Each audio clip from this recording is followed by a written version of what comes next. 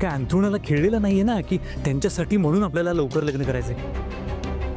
नाही म्हणजे register marriage हे मी समजू शकतो, पण उद्या परवामध्येच करायचे यात काहीतरी बोम आहे. तो तर कसं बोलतोयस माहितीये, जसं आई आणि अनु बोलताय. अरे आपली लहान बहीण आहे, उद्या काही कमी जास्त झालं तर लोक आपल्यालाच दोष देतील. पण की 2-2 भाऊ असून सुद्धा बहीण फसवली गेली. अरे अजून किती खोलवर जाऊन चौकशी करायची आहे. मी त्याच्या ऑफिसला जाऊन आलो, ऑफिस पाहिलं, स्टाफची चर्चा केली. तू त्याच्या घरी जाऊन आलास, घर पाहिलं, त्याचे आई वडील आपल्या घरी येऊन गेले, त्यांच्याशी चर्चा झाली. अजून किती सखोल चौकशी असते. बस झालं. अनुसारखाच मलाही या मुलाचा डाऊट यायला लागलाय. कुठेतरी पाणी मुरतंय एवढं नक्की. एकदा आयुष्य बोलायला हवं.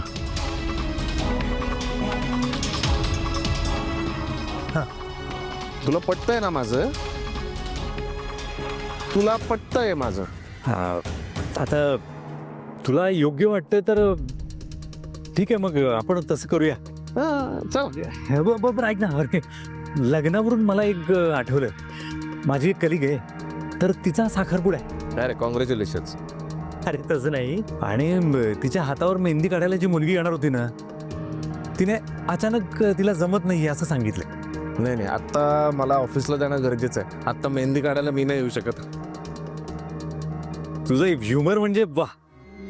अरे तसं नाही रे, अनुला पाठवू का? म्हणजे मला फेवर हवा होता रे मेहंदी काढायला. तिला कुठे पाठवतो?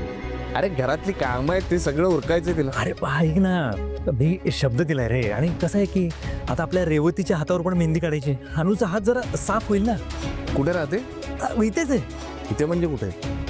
नाला सोपारा.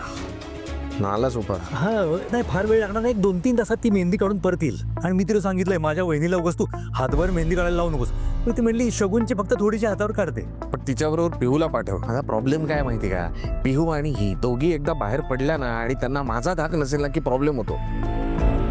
रान मोकळं असल्यासारखं फिरतात दोघी, आणि मग ना मला त्रास होतो माहितीये. नाही नाही, माझा प्रॉब्लेम आहे. त्यांनी जर का काही केलं ना तर नाही नाही नाही, तू काळजी करू, मी आहे ना. नाही नाही, शिक्षा देईन मी. मला पण दादा मी काय बोलतोय ते तुला उशीर. अरे किती वाजले बघ, उशीर होतोय. तू जा जा, लवकर. हा चल बाय. हा.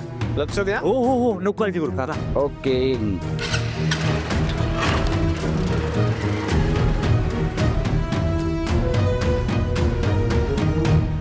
आपलं काम झालंय. दादा, thank you thank you thank you thank you thank you so much. ऐक, सांभाळून जा आणि वेळेत परत यायचंय. हो. थांब थांब थांब थांब. ऐक, हे फोन घे. फोन ठेव तुझ्याकडे. घे घे घे घे. काही गरज लागली तर माझ्या ऑफिसच्या फोनवर फोन कर. खरं तर मी आलो असतो तुमच्या बरोबर, पण माझा बॉस आलाय. इमर्जन्सी, त्यामुळे मला जावं लागतं ऑफिसला. थँक्यू काका. जा.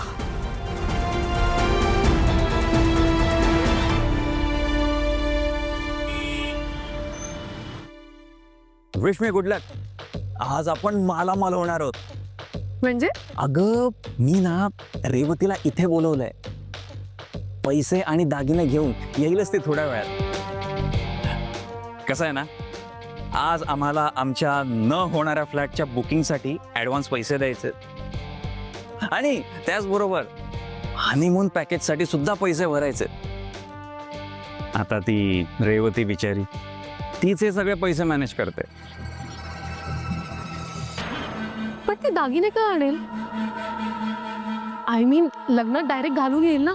अगं तीच तर आयडिया केली मी रेवतीला काय म्हणालो की माझ्या मॉमने निरोप दिलाय की तुझ्या आईने तुला जे जुने दागिने दिले ते मोडून नवीन फॅशनचे दागिने बनवून घे.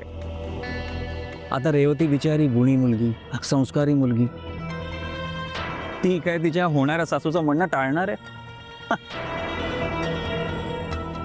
एकदा का हे सगळं माझ्या ताब्यात आलं की मी रफू चक्कर होणार.